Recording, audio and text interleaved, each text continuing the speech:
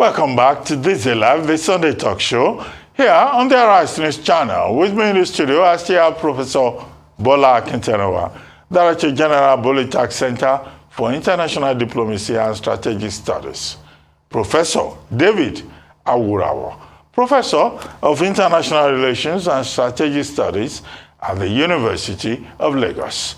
And Chike Ogia, former Commissioner for Information, Delta State, and currently Managing Director of Mark Foley Limited. Wow. Okay.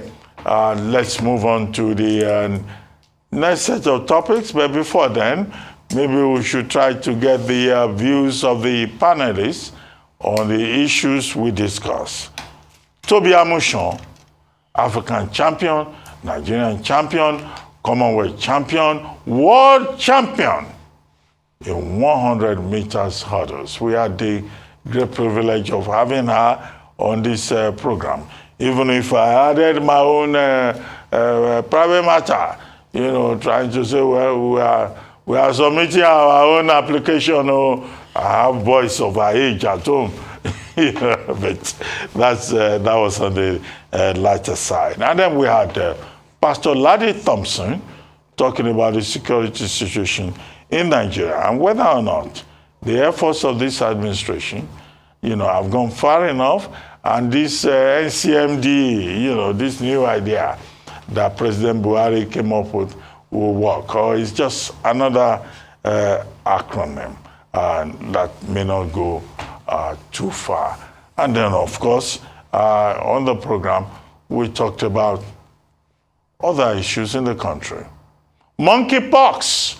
And we had Professor Sunday Umilabu, one of the leading virologists in Nigeria, internationally acclaimed, who gave us ideas about how monkeypox could be a problem, public health challenge, and what government needs to do, and what individuals need to do. In the United States, we've been told how monkeypox is a problem. But it's also a problem here in Nigeria, in West Africa, in Africa. Those are, you know, the issues that our visitors have talked about. We were expecting that the Secretary General of the PanAfrican Writers Association, Dr. Wale Okediran, will have joined us to also talk about Salman Rushdie, the writer, author of Midnight Children, author of the Satanic Verses, who was stabbed in New York at an event for writing in 1988 the Satanic Verses, for being declared a persona non grata who should be attacked by Ayatollah Khomeini of Iran in 1989 for writing a book. We wanted Dr. Wale Okediran of the Pan-African Writers Association to comment on that. Okay, I'm being told that Dr. Okediran, that's Dr. Wale Okediran on the screen. Dr. Okediran, Secretary General of the Pan-African Writers Association, you know, Power, thank you for joining us. Dr. Okediran, Salman Rushdie, some say Salman Rushdie, was attacked by a young man, 24, 25-year-old. What is the significance of this attack, particularly in relation to the freedom of expression? Dr. Okediran, thank you for joining us. Yes. Thank you, Ruben, and thank you, the whole house. Apologies, the network is a bit erratic from Accra, Ghana, but I will try my best. Well, we are all very shocked by that incident, especially since we thought that the fatwa that was placed on Salman Rushdie by the late Ayatollah of Iran had been forgotten, even by subsequent governments of Iran. But for somebody who was not even born when the book was written, to have taken it upon himself to attack the renowned author was a bit of a shock to everybody. And I believe that this is an incursion into freedom of speech and the freedom of literature, which an act that should be condemned by all right-thinking person, not only writers. And luckily, a lot of outpouring of comments that we've been hearing in the last few days have condemned this terrible action. And I believe that the law should take its course and that writers should be protected in the course of their work. Luckily, we've heard that Rushdie is improving. He's been off the ventilator and is talking, but we don't know the degree of injuries. And of course, the young man has been charged to court, and I believe that he will get the appropriate action. Okay, Dr. Okediran, the young man in question is Adimata, 24-year-old Adimata, who tried to give effect to a 1989 fatwa by Ayatollah Khomeini.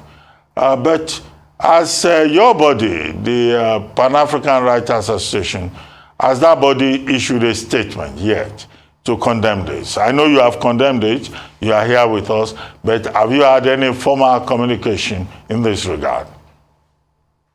No, we'll do that very shortly.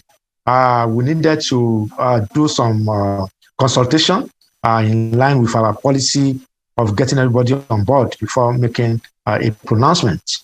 But I can assure you that the pronouncement will be out in the next 24 hours. And because as the umbrella body for all the writers associations in Africa, the welfare and our writers come very high on our level of activities. The welfare of our writers, we place them very highly, and we are sure to bring out an official announcement very soon. And also to appeal to all, well, it's not a form of appeal, but to continue to emphasize the necessary actions to be taken to maintain and to insist on the freedom of speech, freedom of writers, and also of religious tolerance all over the world.